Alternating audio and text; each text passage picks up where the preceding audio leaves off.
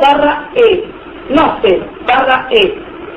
El capital es impuesto 358, concepto 019 y subconcepto 086, y de intereses el impuesto 358, el concepto 019 y el subconcepto 051, intereses del territorio. Los monotributistas de noviembre del 98 hasta junio del 94 se pagan con el formulario 166. Capital, impuesto, código 20, concepto 019 y subconcepto 086. Intereses, impuestos 20, concepto 19, intereses y subconcepto 051 de intereses del territorio. Acá hay un tema, cuando van a pagar el 166, a veces no se lo toman. Porque, por ejemplo, el pago fácil no lo tiene como 166, lo tiene como 16.610.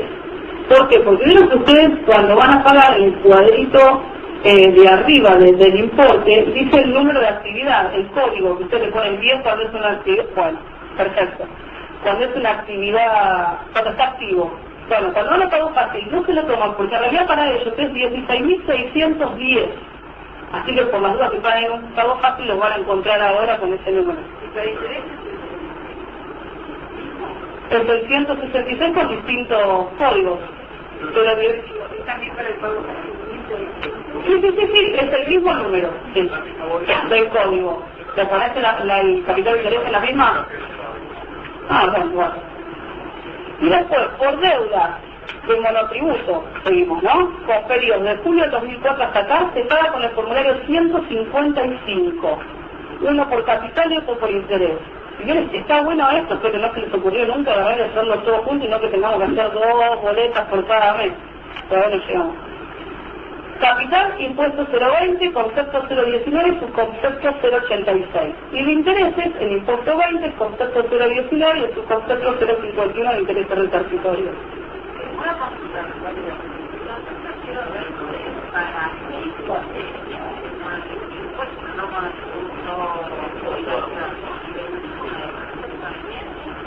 Mira, lo que figura acá es el kilo 20. Yo también lo sé lo mismo que vos, el 21. No sé si será por una cuestión de que se equivocaron.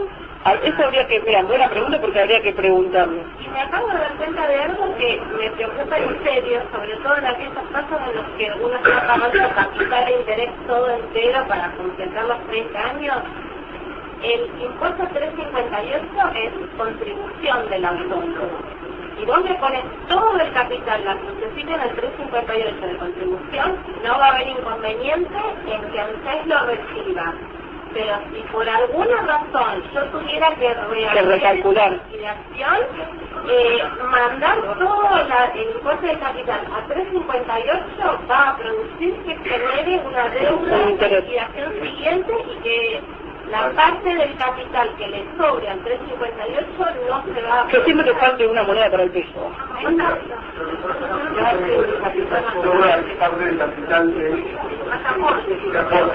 Claro. Y bien, yo no recuerdo ahora la proporción de cuánto es de aporte y cuánto de contribución. Pero sobre el 6%, sobre el 100% de los pagos de autónomos. El 80 y algo por ciento, con y algo por ciento. 70 y algo y 20 y algo. Ahora hago la cuenta y les digo los porcentajes, pero lo que antes era el pago de 99,84 de categoría A, y ahora es de 129 con algo, y que próximamente tiene un incremento de 6,9%, eso habría que distribuirlo entre el 308 y el 358. Humilde recomendación que va más allá de lo que dice la pauta esta, para el caso en el que sea una inversión importante de dinero para comprar periodos y que por si las moscas que fuera necesario rehacer, que no desaprovechar ese pago de capital que se hizo. Ahora me fijo la proporción. Bueno, igual les voy a pasar ahora con, yo ya terminé mi pago, le paso con todas que es interesante de las cosas que pueden hacer por web sin tener que ir a la FIP. Sí, de baja, igual le paso la doctora, gracias.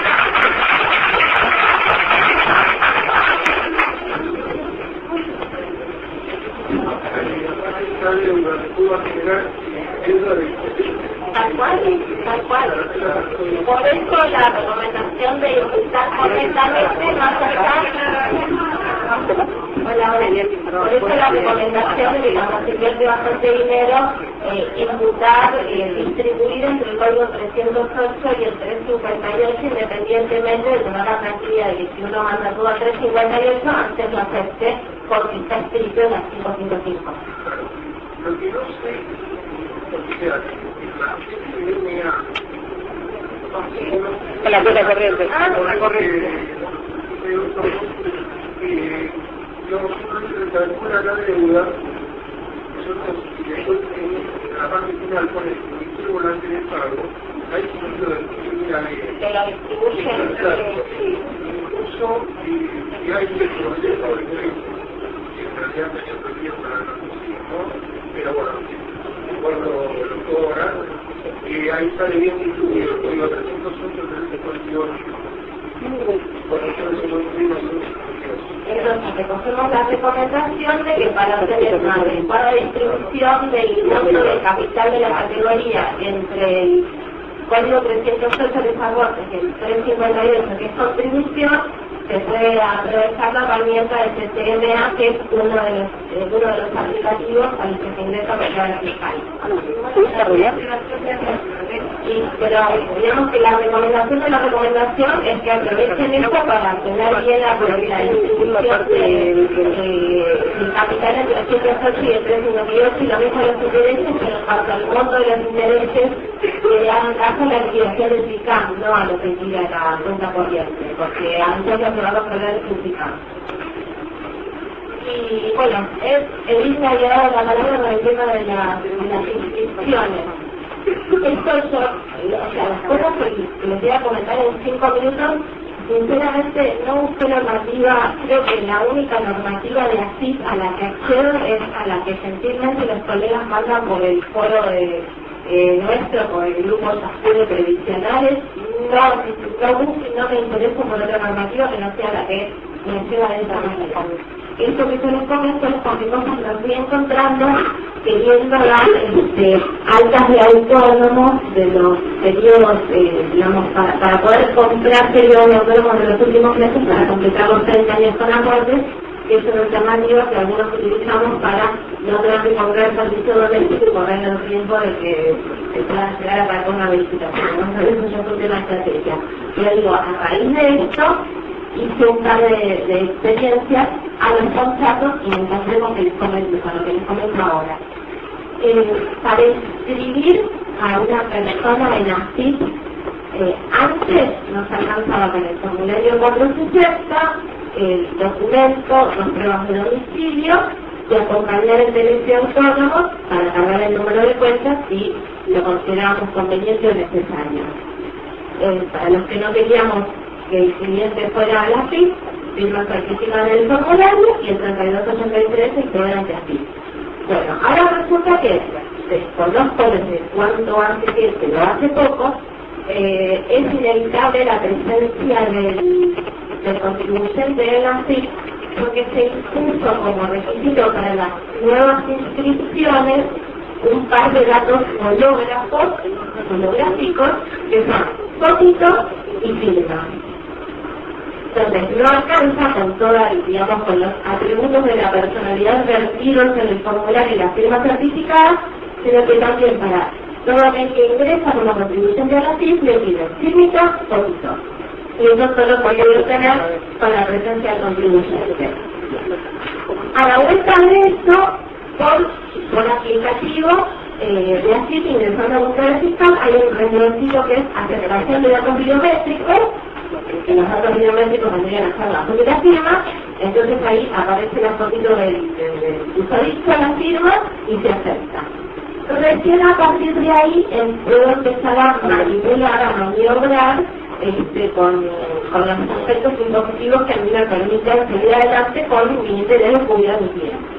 Entonces, lógicamente, ¿qué es lo que yo quería hacer primero que nada? Le encantaría irse derechito a alta y baja de autónomo y a otra cosa.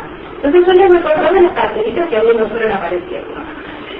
me quise, entonces, una vez que acepté los datos biométricos, me hice un nuevo contribuyente que ya me figuraba con QUIC y no con QUIN. Me fui a altos y bajos de regímenes de autónomo. Y ahí me encontré con el cartelito de no puedes hacer porque tenés que declarar la actividad económica. Entonces ahí recordé que lo que yo hacía cuando tenía que inscribir a un señor era, como decía él, ponerle una actividad económica, e incluso adelante arriba del todo le ponía un cartel y una leyenda que era inscripción al solo efecto de jubilación, entonces así lo marcaba de una cierta manera que desconozco y ingresaba los datos que le pedía. Entonces, dentro de lo que es actividad económica, busqué si había algo parecido a sin actividad económica, porque también cambió el nomenclador general de actividades económicas, no lo encontré. Salí al 0800 de así, a ver si había algo parecido a sin actividad económica, y me informaron que no había. ¿Cómo lo resolví? Personalmente, que no lo recomiendo ni lo recomiendo, simplemente una compartida de experiencia. Lo resolví declarando como actividad la actividad de docente, o sea, como profesor particular. O sea, me puse en el caso de mi clienta es profesora de crochet y le da crochet a las vecinas una vez por semana una hora. Listo. Me compré que es profesora de crochet. Entonces, a los efectos de darle la actividad económica, ¿me van siguiendo hasta ahí? Bien. A los efectos de datos de actividad económica, el código que se correspondería por mi clienta profesora de crochet en el barrio es identificación de la actividad, el número 809-000, enseñanza para adultos y servicios de enseñanza NSP. Nunca me acuerdo si es con no. Sí.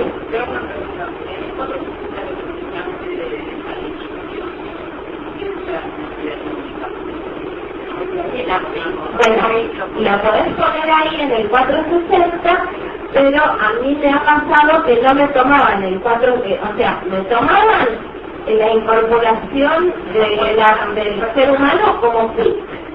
Y me dijeron, hasta ahí te cargo los datos, lo de actividad económica anda a cargarlo a debería cargarlo aquí. Entonces, para que no les pase por ahí, el dictado, el dato que se parece del que incorporo los datos personales, aprovecho para poner ahí en el reverso los datos de actividad económica, esta categoría que yo les digo, que se ahorran el paso que yo no me pude ahorrar porque cuando me mandaron a mi casa a cargarlo por internet, sí lo cargué por internet. El código es 809000. Enseñanza para adultos y servicios de enseñanza NSP.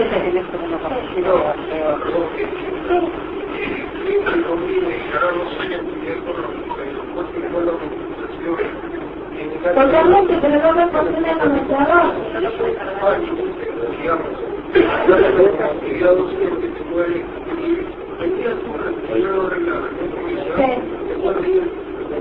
Sí.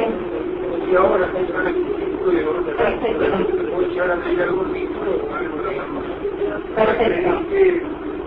Recogemos la observación. Entonces, antes de intentar que la profesora esa de crochet vaya a pagar actividades económicas, como les comento yo, con el 809000, intenten que la gente de los técnicos tiene actividad económica. Como se dice en mi experiencia de campo, y no lo logré, porque el plan B que dice que es correcto. Vos decís que hace poco intentaste cargar un tiene actividad económica y caminó para un contribuyente nuevo.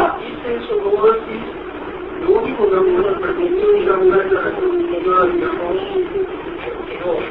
eso ahora lo comento porque más allá de 3 meses no tenés el sistema. No recuerdo, creo que me daba 2 meses.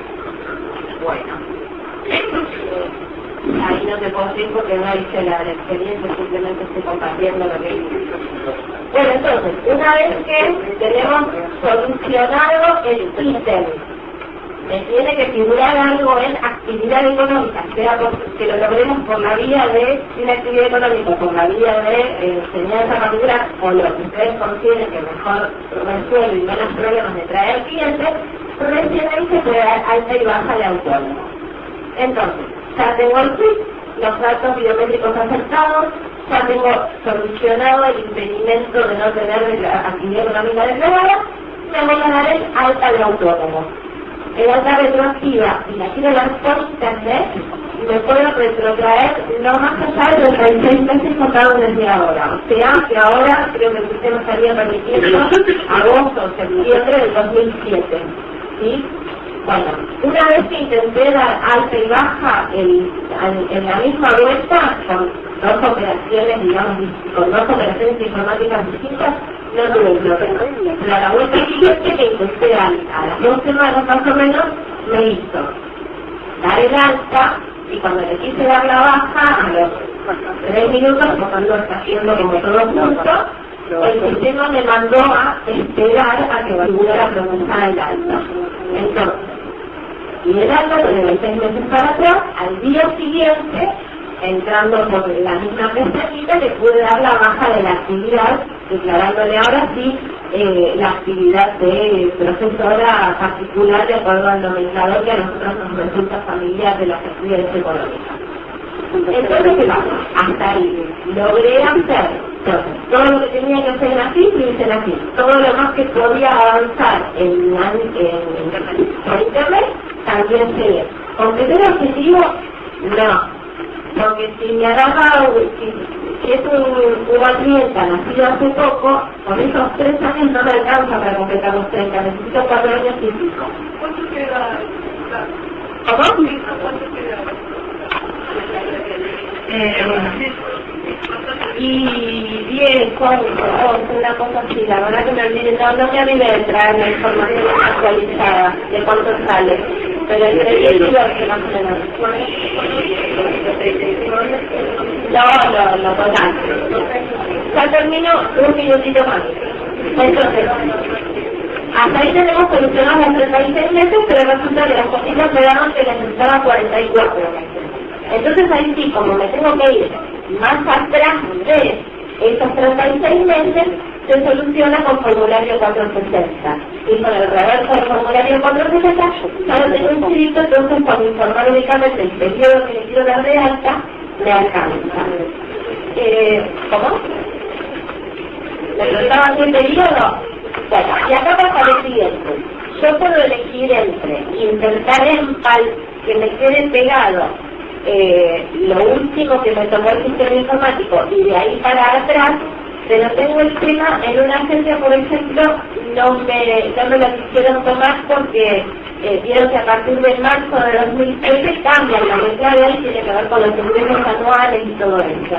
Entonces me pusieron un pero que no entendí bien y lo resolví de la siguiente manera, y es: si le pude dar de alta desde julio o agosto de 2015, fantástico.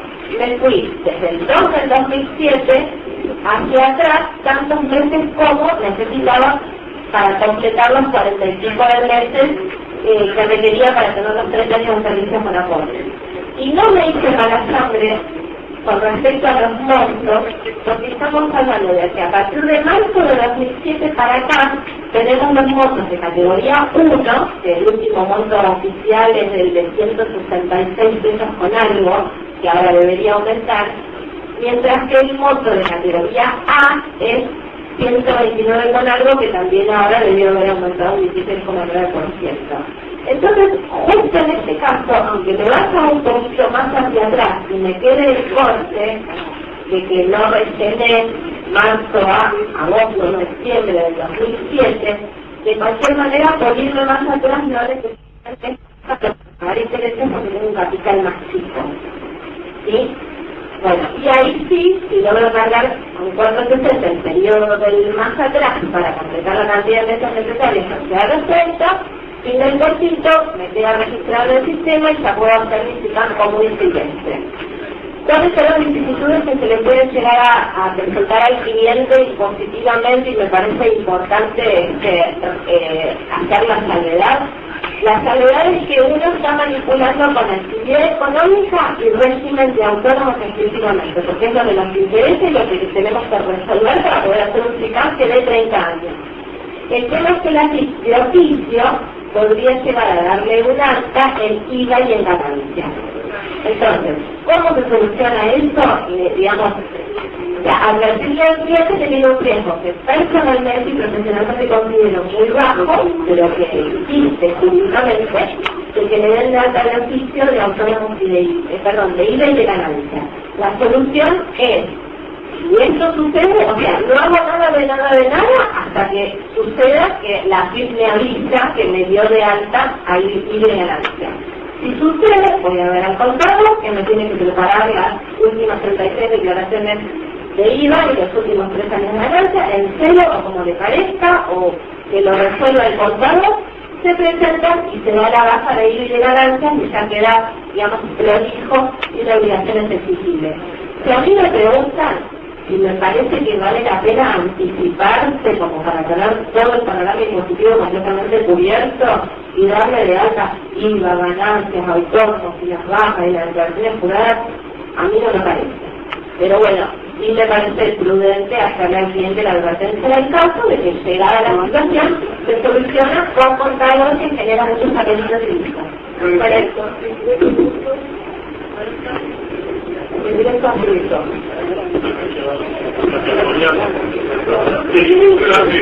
Bueno, ahí. El tema de ingreso bruto.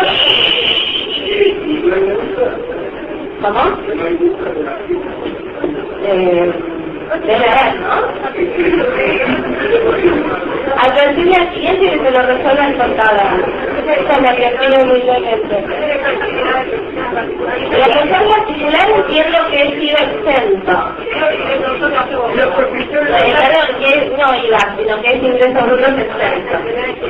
A mí me suena que es así como vos decís, pero la persona particular no sabe la ingresos brutos.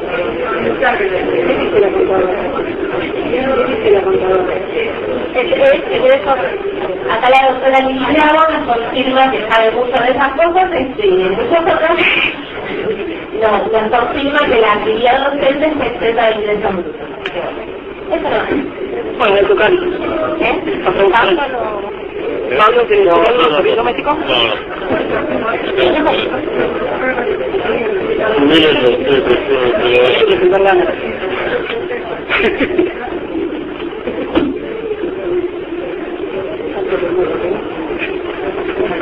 Vuelvo a hacer uso de la palabra.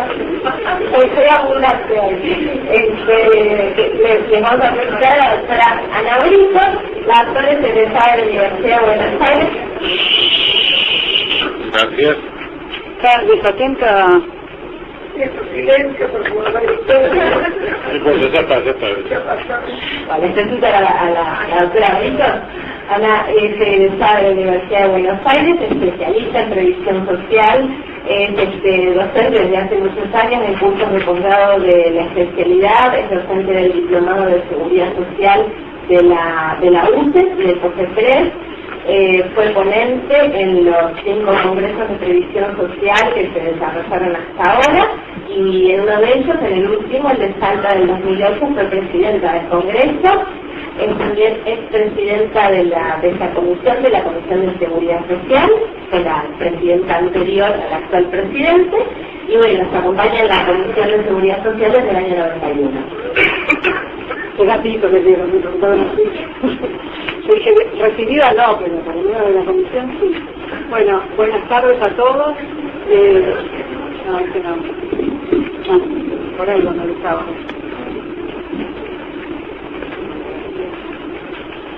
Buenas tardes a todos. ¿Se escucha? Buenas tardes a todos. De nuevo. ¿Qué saludadores? El tema de la probatoria. A ver, como decimos nosotros los históricos, les parecerá que volvimos lo que pasaba antes del 2013. Y a los más históricos es entender que los que escribieron esta probatoria es la misma gente que escribía autónomos en el año 85, 86, 90. Entonces, Los nuevos hay muchas cosas que no van a entender o no van a registrar, pero los que vivimos, somos autónomos desde el 85, los que vivimos todas estas etapas, nos parece algo que ya vivimos, o sea, hubo un intermedio que está acabando. Cuando uno analiza esta moratoria, yo hice 4 reflexiones. La primera, que muestra la clara voluntad de cerrar un ciclo. El material que yo les mandé son algunas de las partes de la presentación que me parecen importantes. Lo que está en la probatoria, lo que textual no les voy a copiar, no tiene sentido, ¿sí?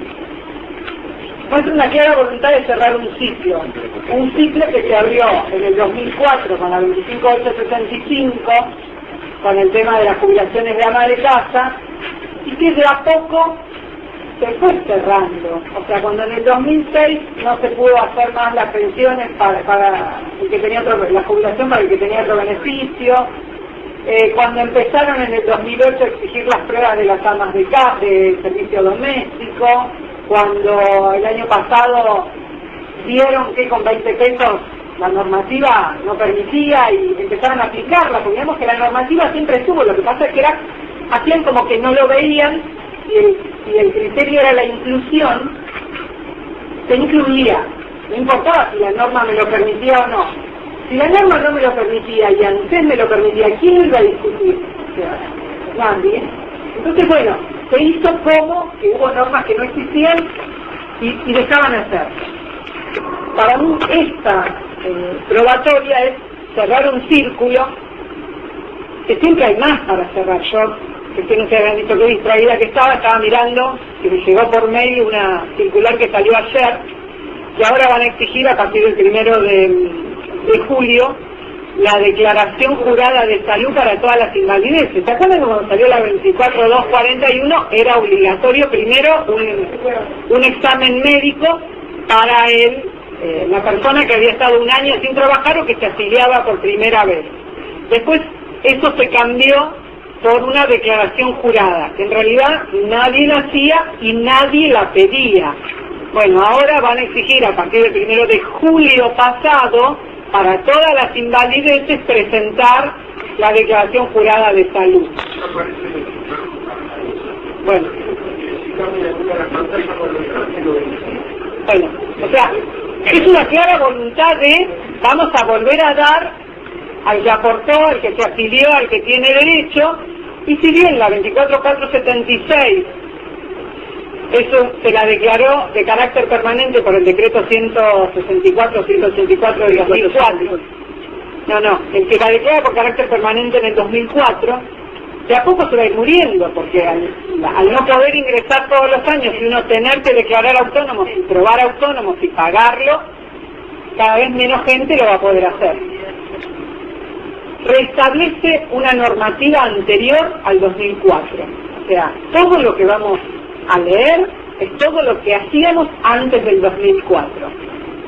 Se basa en jurisprudencia no reciente, o sea, cita jurisprudencia del 90, del 2000, por eso les digo, esto está hecho por la gente que históricamente manejaba autónomos, que después, al permitirse todo, no se respetaba esta normativa que estaba.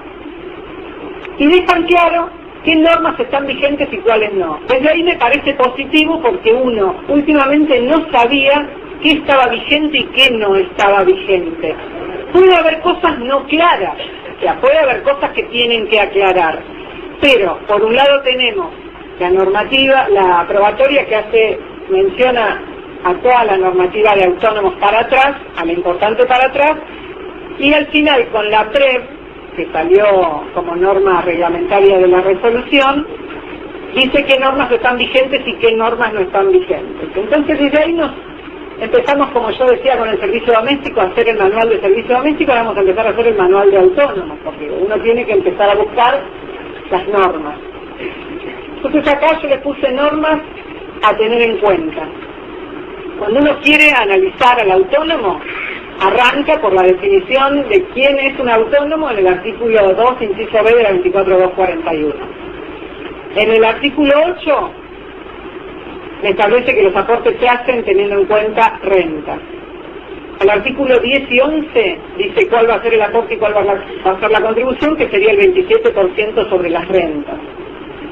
El decreto 433 del 94 había establecido las tablas de cada categoría y esto fue modificado en el 2006 por el 1866, que estableció el sistema de números romanos.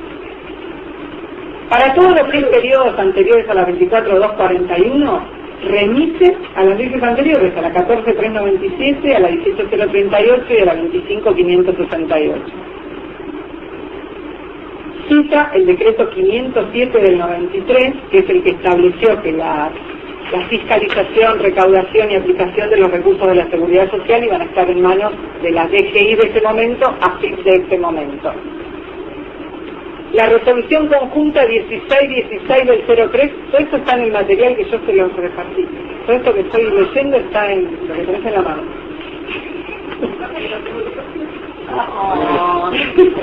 La resolución conjunta 1616 del 03 y 14, AFIP y 1415 del 03 es la que había establecido el sistema de información vía internet, y la resolución 1624 es la que creó el CICAM. Después la disposición conjunta 1 del 04 es respecto de las validaciones. O sea que ahí tenemos todo lo que tenemos que saber de autónomos en ese resumen de las normas, que es lo que cita la resolución. O sea,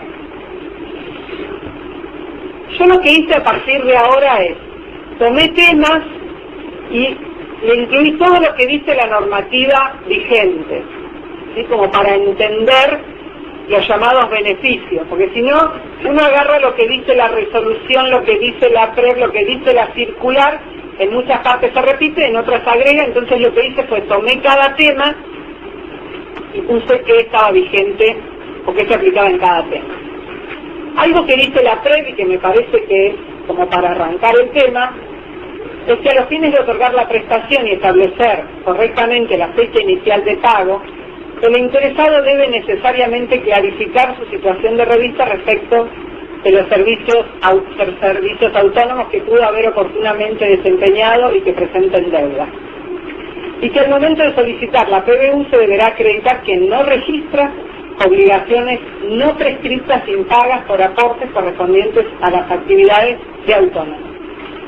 Esto, cuando uno analiza la historia, y los que alguna vez escucharon un curso de autónomos míos, yo siempre les digo, hasta el 85 el único beneficio que uno tenía era la prescripción. O sea, lo único que podía hacer pasados 10 años era prescribir. Después en el 85, con la moratoria del 85, existió la posibilidad de pagar parte y ir a descuento parte, 40 y 60.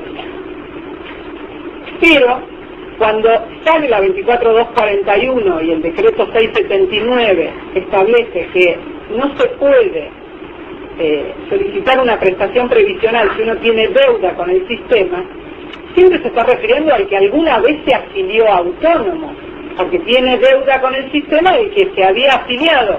Estos eran los casos de las personas que, teniendo tal vez 30 años en relación de dependencia, que hasta el 679 declaraba los 30 años en relación de dependencia, iba a una, porque las casas hasta estaban en edificios separados, iba a un edificio, se olvidaba del otro, entonces se jubilaba por Estado o por Industria y Comercio y no pasaba por autónomo, sin importar si estaba inscrito o no, si debía o no al sistema.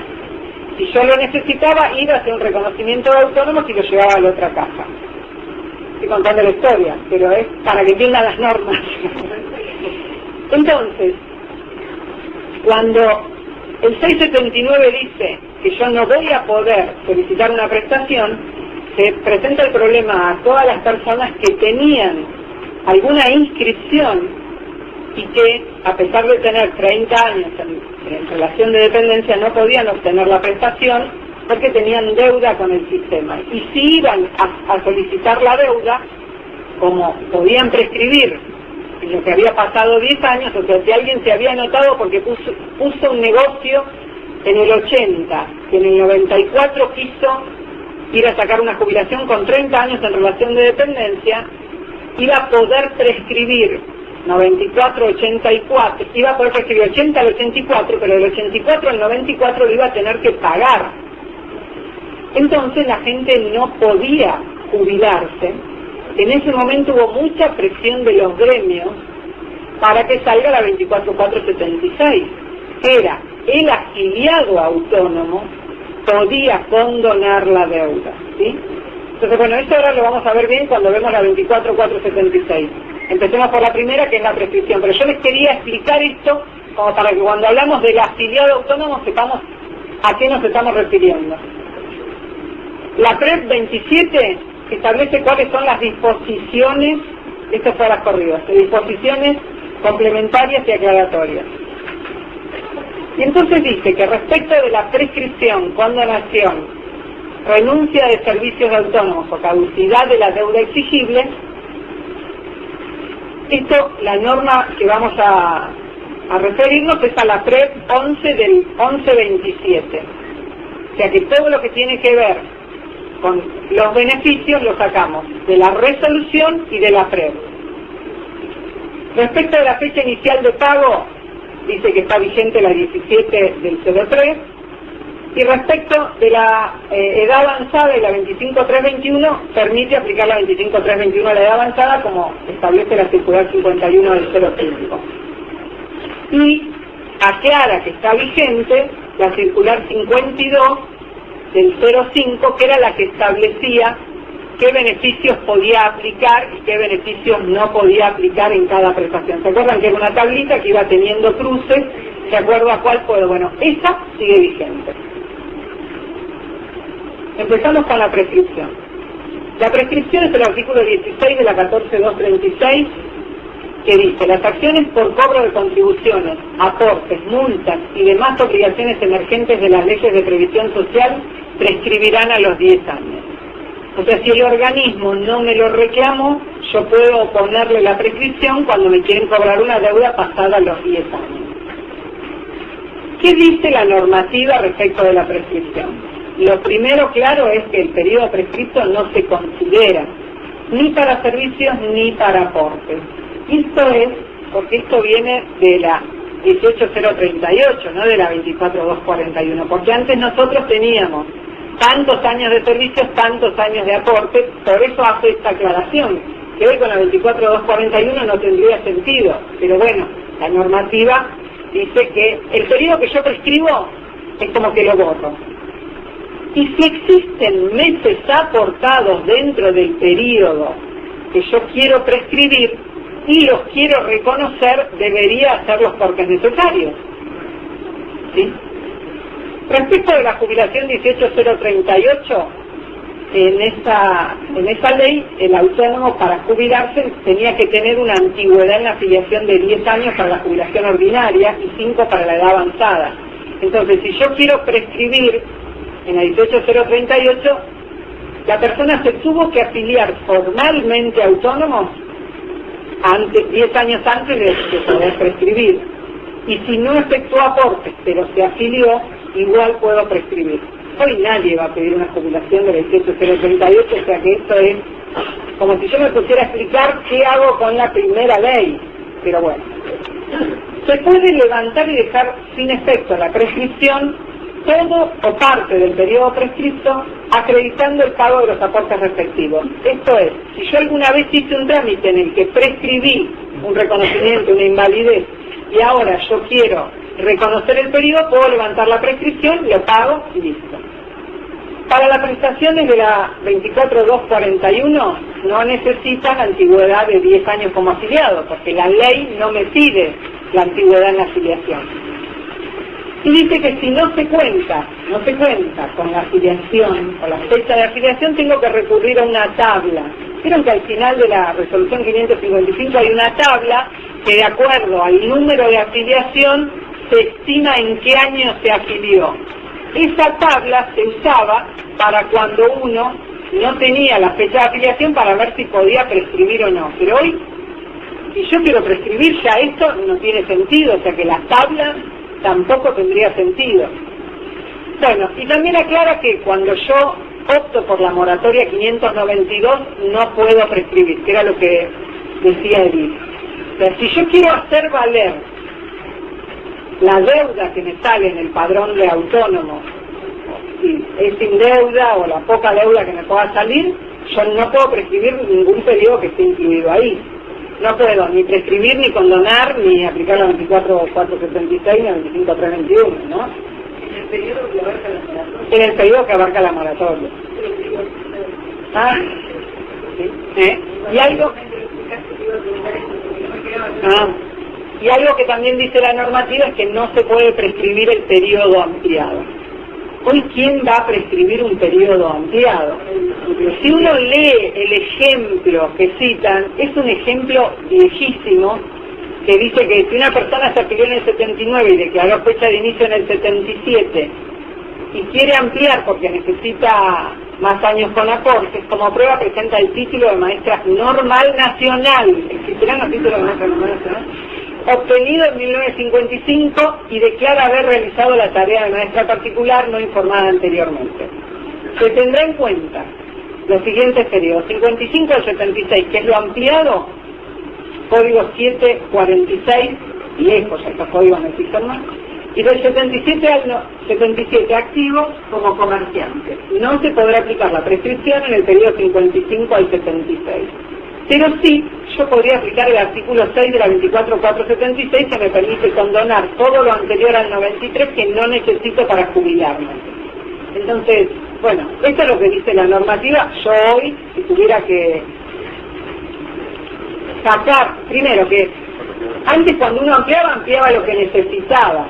Ahora que dicen que pido prueba, yo tendría que, si presento alguna prueba, no podría después prescribir. ¿Quién va a tratar de reconocer un periodo viejo si no es con la 24.476? Y si yo le pongo 24.476 no necesito ni prueba ni nada por el estilo. O sea, es como que se sacó toda la normativa vieja, se la trajo sin tener en cuenta que pasaron otras cosas en el medio, ¿no? Bueno, tenemos la 24.476 que fue sancionada en marzo del 95 y fue promulgada el 21 de noviembre del 95. Acá no estamos hablando de la moratoria 24.476, porque la moratoria 24.476 recién fue reglamentada hace poco. Eso vamos a verlo más adelante. Ahora estamos hablando de lo que sería la condonación. El artículo 1, esto es lo que dice la ley. El artículo 1 de la 24.476 dice: los trabajadores autónomos incorporados al SIGIP, era SIGIP en aquella época, de la ley 24.241 no podrán ser compelidos, ni judicial ni administrativamente, al pago de los importes que adeuden al ANSES devengados hasta el 30 de septiembre del 93. Estamos hablando de gente que se afilió alguna vez, era lo que yo les decía. Al no afiliado yo no le voy a aplicar la 24.476. En esa época hubo muchos dimes y diretes, si se aplicaba al que tenía aportes posteriores al 94, si se aplicaba o no al que era de relación de dependencia. Bueno, toda la normativa posterior aclaró que el titular puede solicitar la no exigibilidad de la deuda por periodo de actividad hasta el 9 del 93 inclusive, siempre que se encuentre incluido en el sistema, bueno, hoy es el CIPA, como afiliado autónomo y o en relación de dependencia, o tenga derecho a la PBU, PC o PEA, aunque no hubiera efectuado aportes a julio de 1994. Digamos que esto zanja todas las discusiones, ¿sí? Entonces ya tenemos en claro que yo puedo aplicarlas, no importa si tengo aportes o no. Y en todos los beneficios vuelvo a repetir lo mismo. Si tiene pagos realizados, debe consignar los periodos aportados, excluyéndolos de los alcances de la 24.476 para reconocerlos. O sea, si yo en la situación de revista saco lo que no pagué, dejo lo que pagué, o sea, el viejo, el desde hasta, la vieja forma de no pagar la deuda que no necesito en autónomo. Y entonces aclara la resolución que de ser imprescindible probar servicios anteriores a la fecha de inicio y a partir de la fecha de comprobación de la actividad, o sea, cuando amplíe la costurera que amplió la maestra del 55, se indicará al titular que cancele la deuda por el tiempo necesario para llegar a los años con aportes exigibles y el resto invocará la aplicación del artículo 6. O sea que si yo hubiera ampliado, podría aplicar el artículo 6 y listo.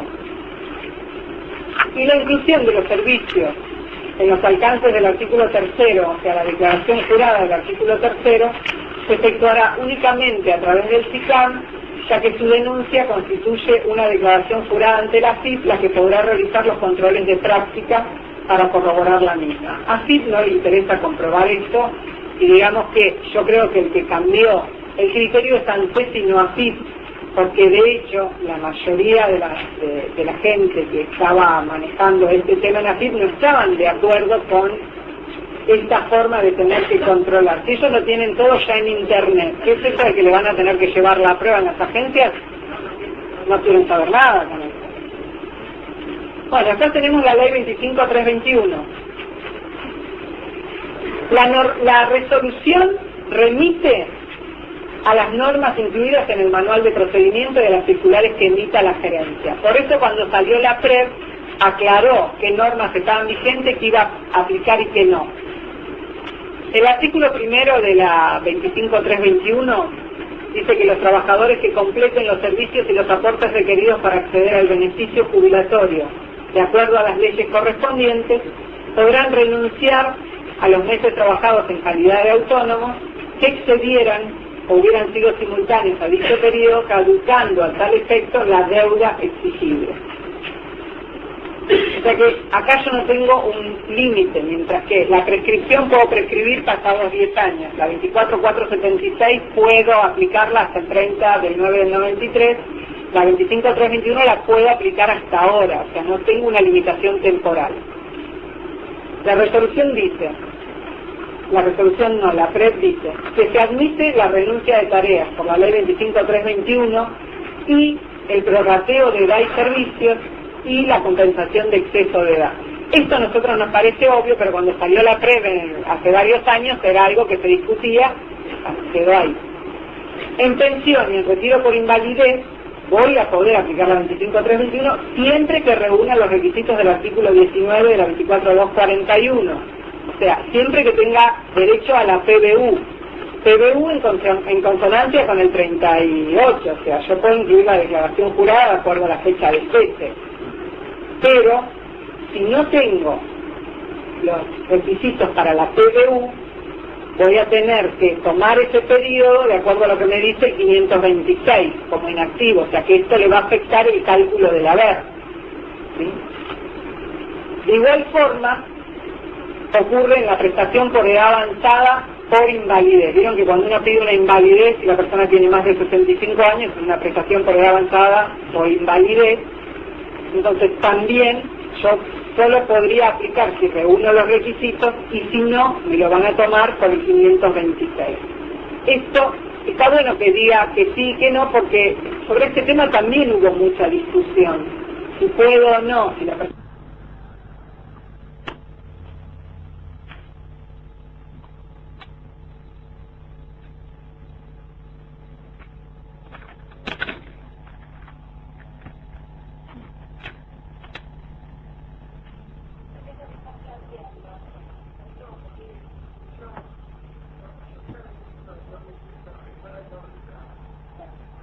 se utilizó con anterioridad. Esto es cuando salieron las distintas normas. Y si existiera una ley 25321 en uno viejo, me lo tendrían que tomar sin tener que yo llevar un SICAM, y no estoy haciendo una ampliación ni nada, porque en la normativa esta dice eso, que se respetaría eso. Hay que ver si los iniciadores leen la prueba. Bueno, dice que hasta ese pedido de parte procederá la consideración de la invocación de las leyes mencionadas cuando hubiere caído una resolución denegatoria y conceptiva basada en la autoridad de cosas juzgadas administrativa o judicial basada en el no pago de la deuda. Cuando no pude aplicar la 25321 o la 24446, periodo que no podía prescribir, un beneficio ahora puedo aplicar cualquier beneficio en esto. Los beneficios, y también dice que al revés, los beneficios podrán ser dejados sin efecto total o parcialmente mediante la solicitud de determinación pago de la deuda respectiva dentro de los plazos del respeto o título tanto sin ningún problema. Los periodos en los que se habrá aplicado prescripción o 24.476 serán excluidos de la determinación base, asimilándolo a dichos fines como un periodo, o sea que no me afecta el ingreso base. El idéntico criterio se toma para la determinación de la deuda. Y la PAP cuando la 24.476 o la prescripción. Este tema sabido está bien que lo aclaren, que lo respeten dicho, cosa que yo puedo ir a la normativa y discutirlo. Bueno, antigüedad en la afiliación.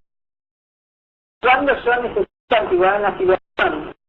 La jubilación ordinaria del 38, me va a avanzar el 38, y en la 241 en la TEA. Entonces, ¿cómo se cuenta la actividad en la afiliación? Esto ya estaba en la probatoria anterior y lo revisé. Desde el 1 de enero del 55 hasta el 31/12 del 38, con una mensualidad alcanza para aprobar un año. Desde el 1 de enero del 9 en adelante, 6 mensualidades dentro del año. No se tomará solamente lo que abonó. Acá, a pesar de que la normativa no lo dice, uno tiene que recordar que yo en el primer año tengo que tener en cuenta la fecha de inicio. Una persona que tiene el pago diciembre del 34, a pesar de tener un año, la mensualidad paga dentro del 34, no del año. Porque como tiene inicio 12 del 74, solamente va a servir para un mes por año. ¿Sí? Yo, después del 79, no tengo las 6 mensualidades, tengo 3, pondré 79, 3, pues sumaré, porque tal vez yo tengo 1, 1, 1 para la edad avanzada. Tengo en distintos años, 3, 4, llego a 12, cubrí el otro año, o sea. Los que no es el año, voy a sumar los meses hasta llegar al año para tener la antigüedad en la afiliación.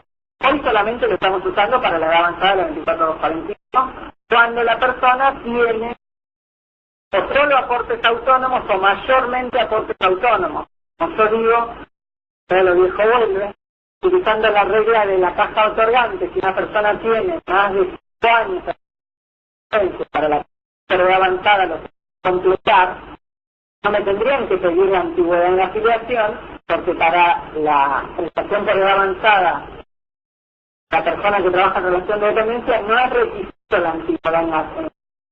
Como tiene más aportes, no tendría que pedirme el requisito, la caja que tendría menos aportes. Bueno, solicita prescripción. Dentro de la misma existen mensualidades pagas que contabilizan para el cálculo de la antigüedad en la afiliación, tanto que estar en el aportado en el diario emitido por el CITAN hubiera afectado los cortes. O sea que yo lo reconocí, este mes no me sirve para la antigüedad en la afiliación. Eso es lo que quiere decir el párrafo redactado. Si el titular efectúa aportes sin haberse afiliado, los comprobantes de pago son suficientes para aprobar la antigüedad en la afiliación.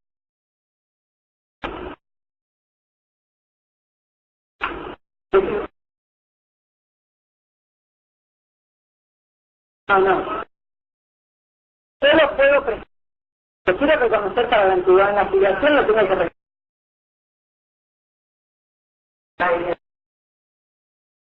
No, yo no lo entiendo así. Hablando de otra cosa. Yo no entiendo. Claro. Yo no creo que la normativa diga que yo no puedo aplicar prescripción a periodos largos. La normativa cuando me dice que haga el corte, si yo lo quiero reconocer, tengo corte. Porque, además, A ver, entendamos cuáles fueron los cambios. Si yo quiero sacar una PDU o cualquier otra prestación en trámite, yo tengo pago. ¿Para qué lo hace cuando quiero hacer un comprobante sea otra caja? ¿Sí?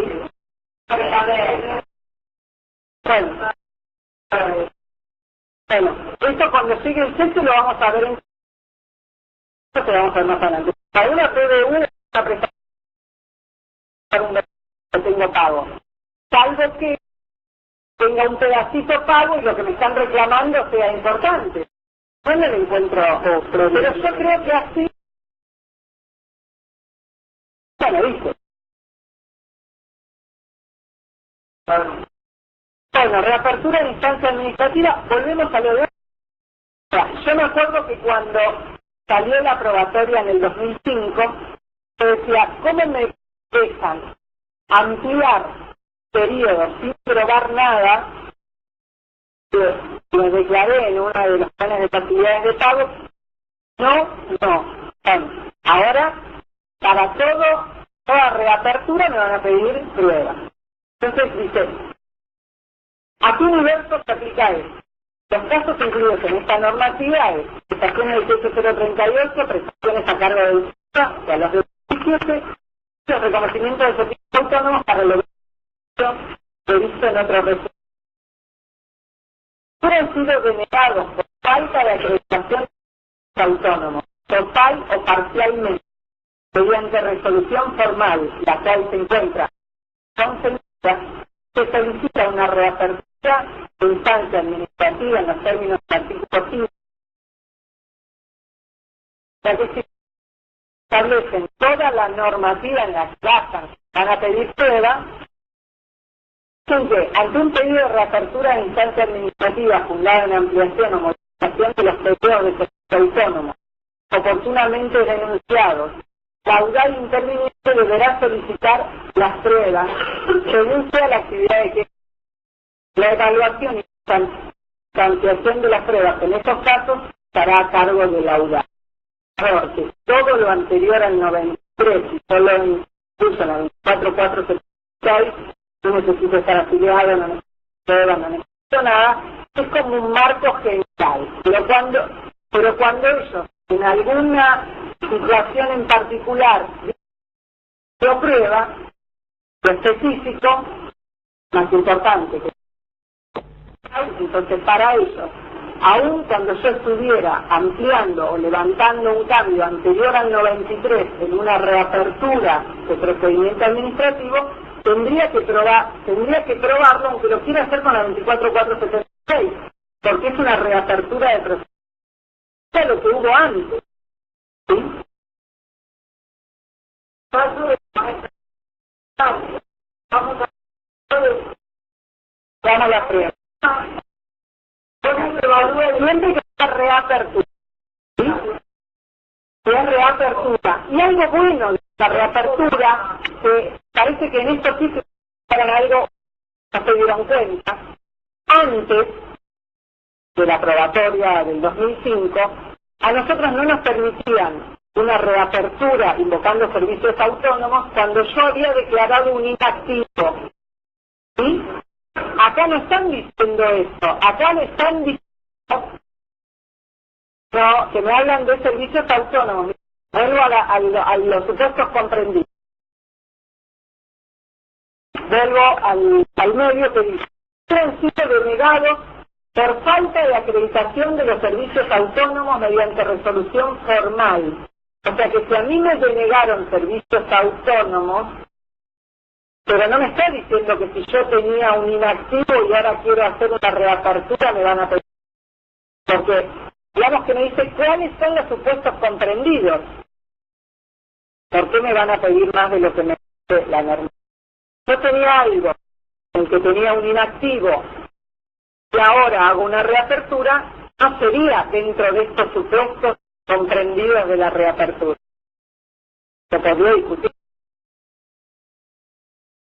Estoy desanimado, pero eso dice ahí, se los copié así como dice la resolución.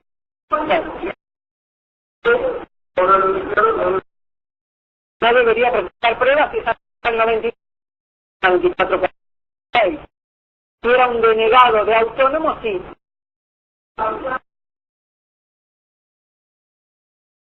Acá te dicen de que la testimonial no, se deberá solicitar las pruebas según sea la actividad en la que se trate, la evaluación estará a cargo de la UDAI, la prueba acompañada debe ser de carácter documental, debe complementarse con prueba testimonial, pero complementarse con prueba testimonial en tanto la misma fuera grave concordante.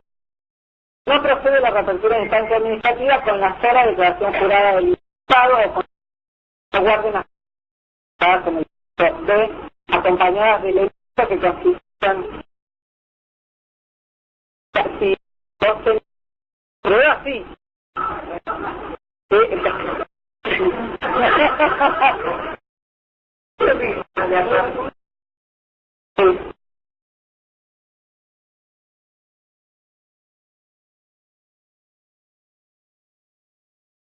¿Vos hiciste validez antes?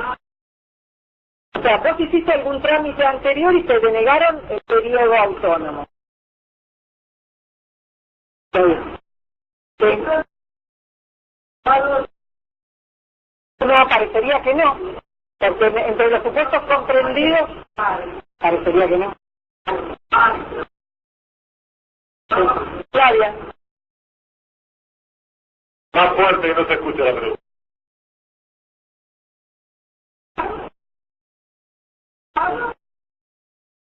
Flavia, vos sos de la etapa 9.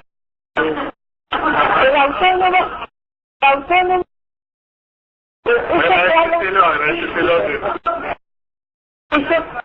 ellos que hablan de que el autónomo está obligado a aportar, ¿sí?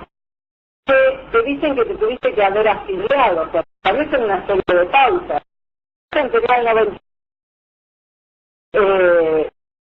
Yo lo pongo en moratoria, tenía un inactivo, lo levanto sin problema, pero si yo tenía un denegado, antes vos quisiste reconocer servicios y te lo denegaban, quisiste cambiar de actividad y te lo denegaban. Pero claro, si es una invalidez en el 85, tal vez quiso reconocerse en el 85. En ese periodo yo lo tengo denegado y ahora quiero pagarlo, no aporto pruebas de ese periodo, no me lo van a reconocer.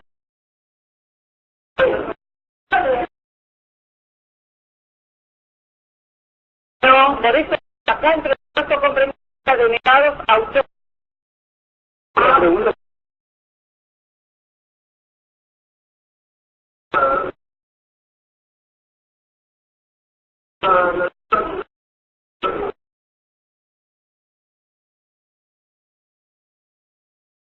Si está denegado por el tema salud, no es denegado de servicios autónomos, acá no tendría ese problema. Acá te están diciendo cuando te denegaron los autónomos. Claro. Denegado de servicios autónomos, no denegado el trámite. Algo así que te acuerdo, a pesar de que no está en la resolución, es pensión 18038. Truman, ahí está. Pensión 18038.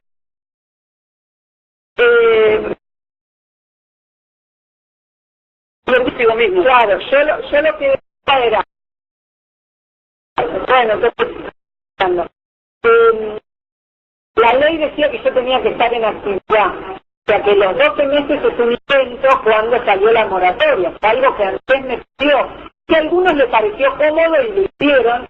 Yo siempre decía, no, porque si la ley me decía estar en actividad, yo no necesito 12 meses. Hay un dictamen de que no me tienen que pedir los 12 meses porque la ley no establece un tiempo. También había resoluciones de la CAR con la anterior integración que daban la razón en este caso que no tenían que pedir los 12 meses. No sé ahora. Cuando salga dirán, pero como no lo tienen claro, no lo incluyeron dentro de la nueva probatoria. ¿A la CAR dice los 12? No, que no lo necesitan. Ah, bueno.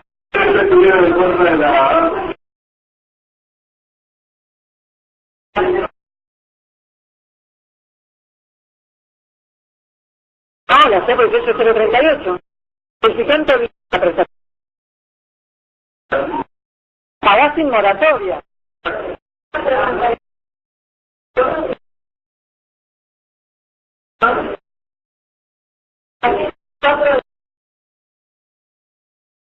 Es activo. Eso es lo que te opino yo, no está triste. Bueno, seguimos. En caso de reapertura, porque tenía servicios de autónomos denegados, el interesado deberá ofrecer o acompañar prueba que no hubiera sido propuesta con anterioridad o habiendo sido propuesta que no se hubiera sustanciado. Este puede ser un caso de una invalidez. Yo presenté prueba para acreditar los servicios. Como me denegaron la parte de salud, directamente ni revisaron la prueba ni miraron los servicios. Ahora, bien, yo no estoy acompañando prueba nueva, es alguna prueba que ya estaba en el expediente y no había sido sustanciada. Y dice que se desestará el periodo de reapertura de procedimiento cuando la nueva prueba acompañada o ofrecida fuera manifiestamente inconducente a los fines de la modificación de la resolución recaída. Yo supongo que esto lo mandarán al centro jurídico.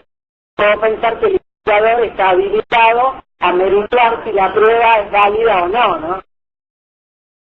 Bueno, acá no vamos a leer todas las pruebas que hay para las actividades regladas y no regladas, es una sugerencia a tener en cuenta.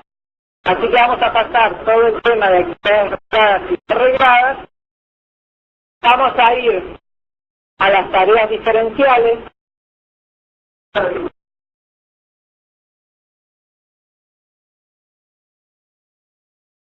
No. Acá apunta que si yo necesito, o sea, esto apunta a ANSES, algo que así no toma en cuenta.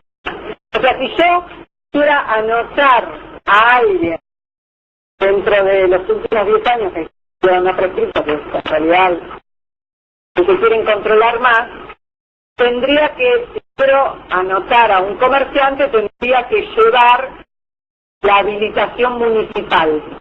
Así no me está pidiendo eso cuando yo voy a ser formado en internet, muy con numeritos, o sea, uno va a inscribir y tiene que poner un código y me parece que no te van a pedir las pruebas. O sea, que si uno quiere anotar a alguien en el prueba no te la van a pedir. Al revés. El último periodo, del 2000 para acá, del 94 al 2000. Del 2000, o sea, cuando se empezó esto ya es exactamente lo mismo que estaba escrito en la anterior y en la circular 37 cuando hablaba del texto de en el 2005.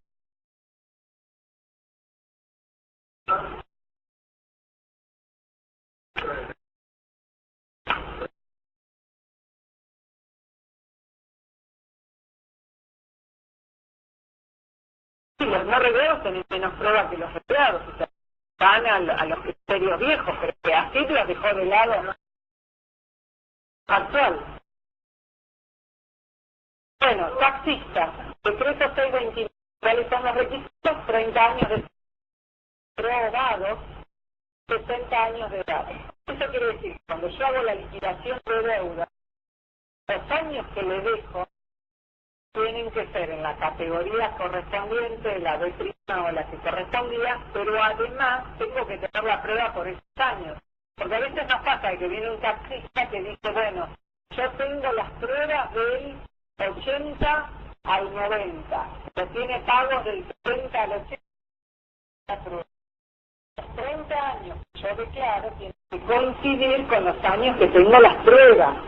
¿Sí? Por eso hay una aclaración de probados. ¿Y cuáles son las pruebas? Bueno, la licencia de conducir, que diga categoría profesional, las constancias de renovación de licencia, el certificado municipal donde consten altas y bajas de las patentes de los vehículos de nombre, el cese. Yo quiero solicitar la prestación a los 60 y voy a tener que cesar. Soy taxista, pero solicito la prestación a los 65, no tengo que cesar. Y otros, algo que se utiliza mucho es la póliza de seguro. O sea, las pólizas de seguro con los años sirven también como para prueba de esos años. Para poder jubilarme autónomo hacerme voluntaria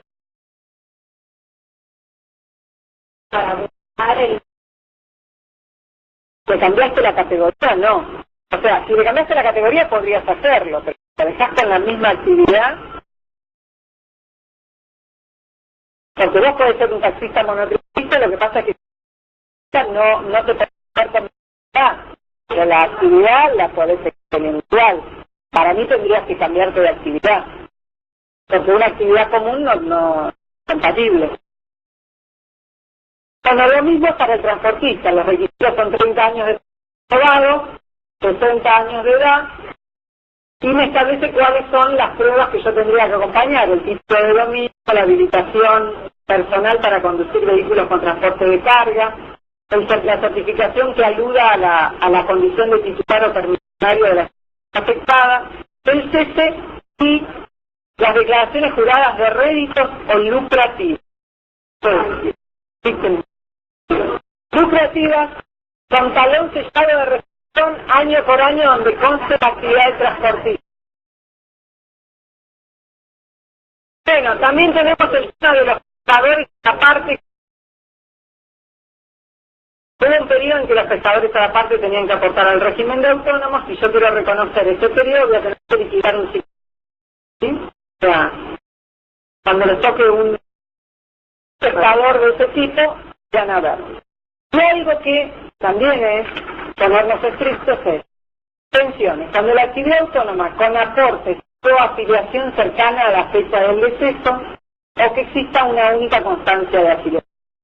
Debe acreditarse la efectiva prestación autónoma para el causante cuando fue realizada dentro de días inmediatamente anteriores al deceso. Esto es de la 18038, porque a mí me podrían estar en acción nada más. Yo tengo 18 dentro de los últimos 36, con 2 meses no me alcanzaría para hacer un afiliado regular ni una de las posibilidades. Porque esto tiene que ver con la 18038.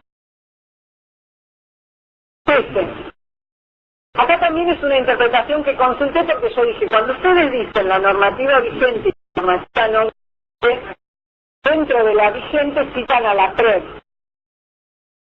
Y dentro de la no vigente en reconocimiento de servicios hablan de 2 puntos de la PREP. Entonces yo dije, la circular 37 está vigente. Sí, la circular está vigente. Cuando se refirieron a la PREP es porque en la resolución hablaban de que la 25321, los beneficios, era de acuerdo al manual de procedimientos. Entonces, quiero blanquear a qué manual de procedimientos se estaban refiriendo. Porque hay otras normas. Entonces acá tenemos el precio de servicio. La 35 y la 51 también de claramente. Entonces, todo acreditarlo. Actividades arregladas será considerado como cese de las tareas autónomas aquel mes en el cual el afiliado realizó el último aporte al régimen para trabajadores autónomos o al régimen anterior de la anterior anterior. Y para las actividades regladas, el afiliado puede invocar la renuncia estipulada en la 25321 por el último periodo de afiliación autónomo que excedan los necesarios para el logro de la PBU, PAP, JO o PEA, pudiendo razonablemente considerar un cese ficto el mes donde efectuó el aporte previsional inmediato anterior al periodo en el cual invoca la renuncia de servicio. O sea que si yo tengo un cese, primero, cuando me hablan de actividades regladas, que serían más estrictas que las regladas, porque parecería que solamente le puedo aplicar la 25321 a las no regladas, a las regladas.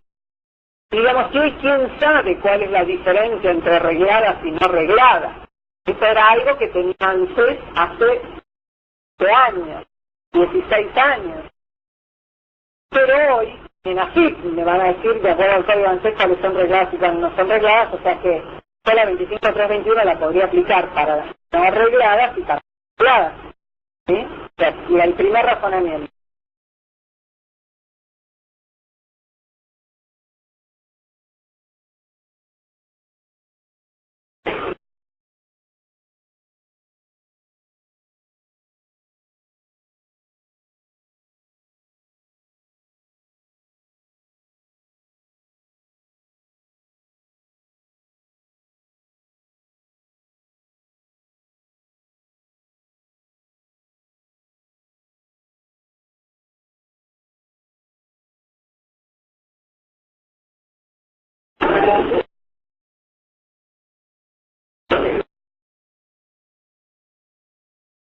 No,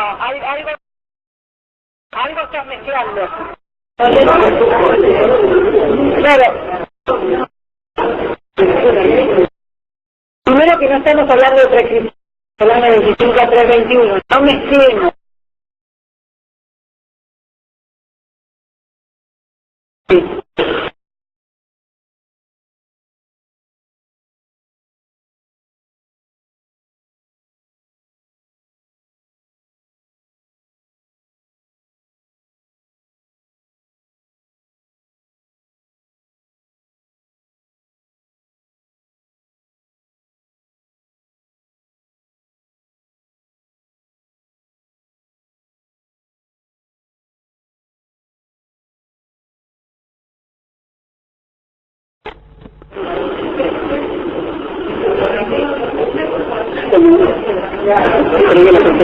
Y sí, es así. Está bien lo que te dijeron, o sea, siempre yo podía aplicar la 25.321 a periodos pagos o a periodos no pagos. En este caso, pero los efectos del cese era el del último pago. Igual, como para que lo tengan así, para algún pago esporádico, si yo tengo una persona que tiene aportes sistemáticos hasta el 2003, después no tiene ningún aporte y tiene un aporte, dos aportes en el 2008, te mandan a consultas, te van a dar por bueno. O sea, si uno quiere insistirlo, desde la parte de atención consultas de ANSES, ellos consideran el último aporte sistemático, no viene. Después hay algún aporte, ahora si yo hice toda mi vida aportes esporádicos no me va a servir, ¿eh?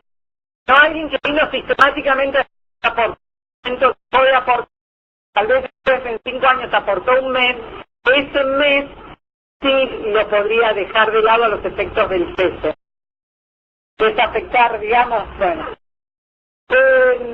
Esto es cese de servicios.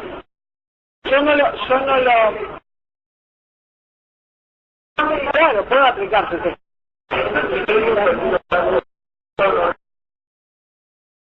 Y si no, ¿cómo le aplicás a la no reglada? Primero, ¿cómo sabés que es no reglada? ¿Cómo le aplicarías a la...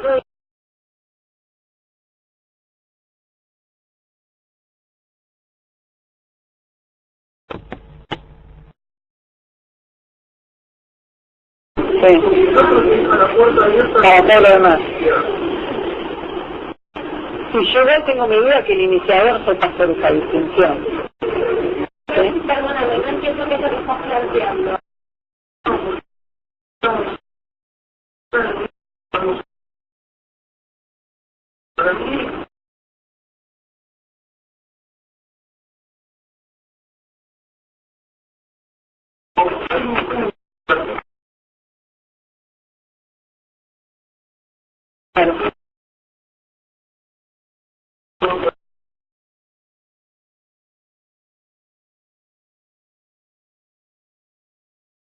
El artículo 2 de la...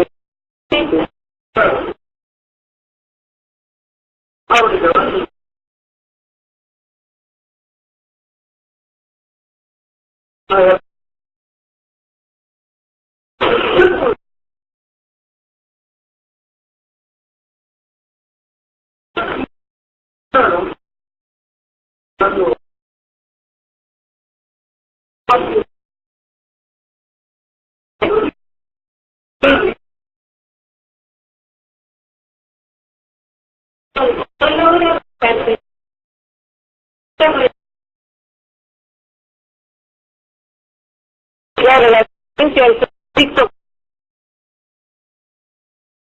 lo que yo, pero él me está diciendo, porque yo a 4241, los primeros 3 puntos son bien claros: el profesional, el productor de seguro, el director de anónimo, y el cuarto son los otros. Entonces las no regladas serían los otros. Esa sería una forma de clarificar cuál es reglada y cuál no es reglada.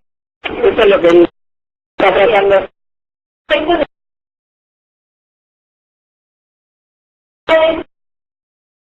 Está arreglado.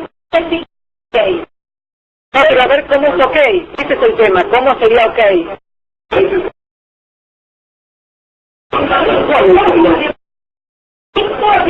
Significa... Está bien.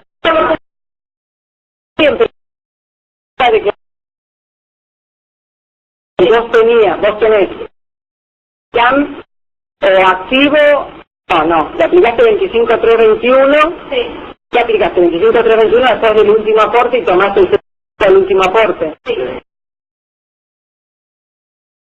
Pero entonces se te aplica la 25.321 a mí.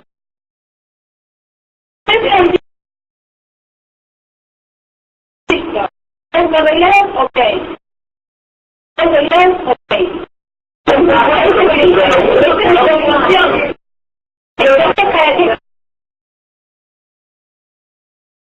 No, porque... Sí. Ah, lo que voy a decir es darle de baja. Sí. No, porque todo el mundo está...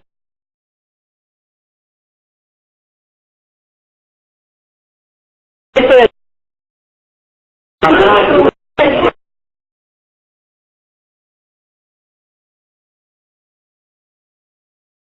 Perdón.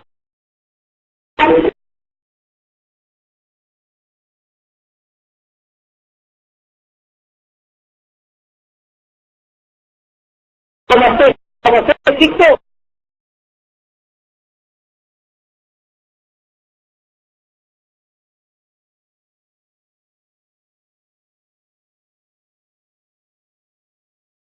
la tres está hablando, era que...